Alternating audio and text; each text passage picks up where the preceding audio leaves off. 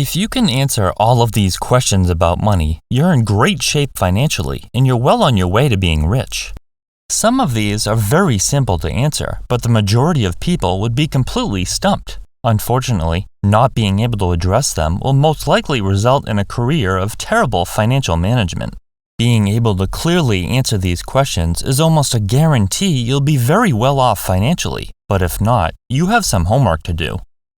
My name is Chris, and I help teach people about money, personal finance, and investing. If you're interested in improving your financial future, make sure to subscribe to the channel and hit the like button if this video is helpful. How much money do you need to retire? If you're like most people, you're completely intimidated by the thought of how much money you'll need for a comfortable retirement, but the reality is that knowing this number is critical to success. Determining how much you need to retire is surprisingly simple, but most people fail to learn how to calculate this due to fear. They're afraid the amount needed will be so high that they'll never be able to get there. Assuming a 4% withdrawal rate, which is seen as a sustainable amount, simply multiply your expected retirement income by 25 and you'll know exactly how much you need.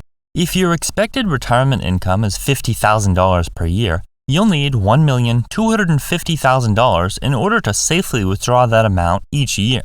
Thankfully, if you've done your research, you know that you don't need to personally set aside $1,250,000.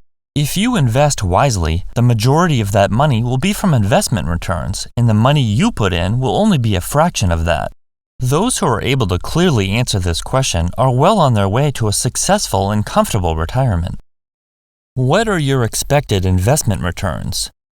Knowing what types of investment returns you can reasonably expect is critically important to knowing the answers to other questions. Being able to answer this question with certainty means you've done your research. The S&P 500 averages around 10% per year, with some years returning much more and some years being negative, but it's typically viewed as a benchmark. The S&P 500 is a well-rounded option that provides market average returns. If you're risk-averse and can't stomach an average amount of volatility, your returns will suffer as a result. On the other hand, if you're fine with assuming more risk, your returns could be higher than 10%. Regardless, you should have a general idea of what to expect because this will help you determine other numbers such as how much money you need to save. How much money do you need to invest each month? You want to be rich, and so does everyone else, but you need to know how much money you should be investing in order to get where you'd like to be. It's alright if you don't yet earn enough money or your bills are too high to invest the amount you determined you needed to. You've come up with a figure, and you can focus on the issue of how to reach that goal.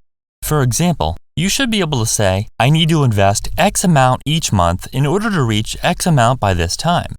You can determine how much you should be setting aside by using a compound interest calculator and inputting the amount of money you currently have saved, your expected investment returns, and your timeline.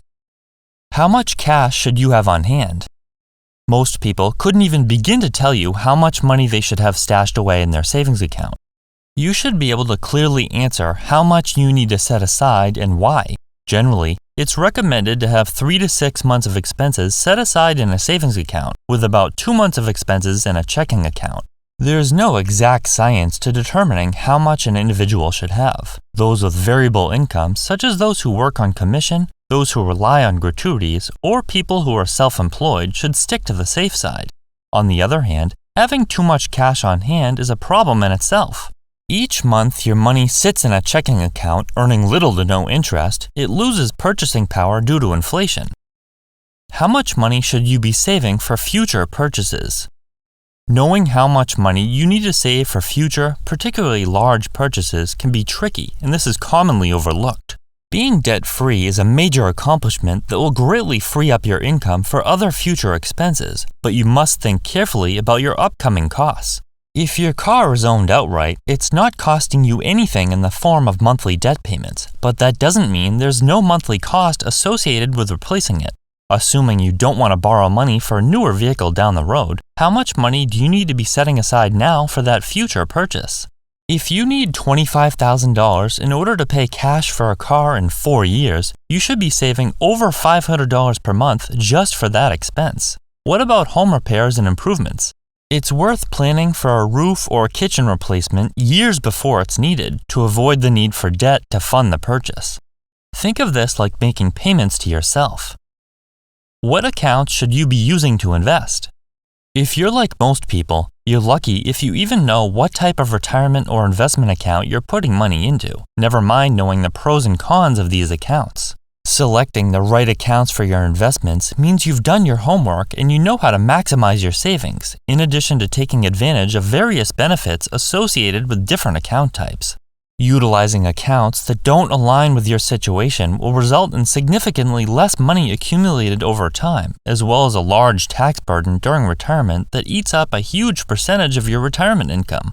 Ideally, you'll know the advantages and disadvantages associated with different accounts, like IRAs, Roth IRAs, 401ks, and other options. Knowing the best account for your situation makes it clear that you've done your homework and are serious about maximizing the money you put away. How can you minimize your expenses? Someone who is financially literate is constantly looking for ways to keep their expenses low.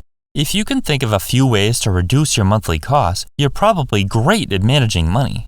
You should always be able to come up with a few ways to reduce your monthly costs if necessary.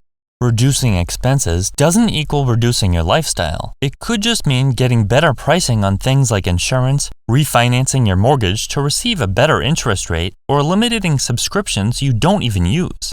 Other types of reductions that could potentially reduce your quality of life include moving into a less expensive home or apartment, taking in a roommate, selling your car, or eating every meal at home. You don't necessarily need to implement each of these money-saving techniques. The point is that you're always on the lookout for savings and can do so if absolutely necessary. How is your monthly spending categorized? Your income is your most powerful wealth-building tool, but if you're not careful, it can easily be eaten up by various large expenses that tend to sneak up on you. You need to know how much you're spending in a typical month, as well as how that money is being split up.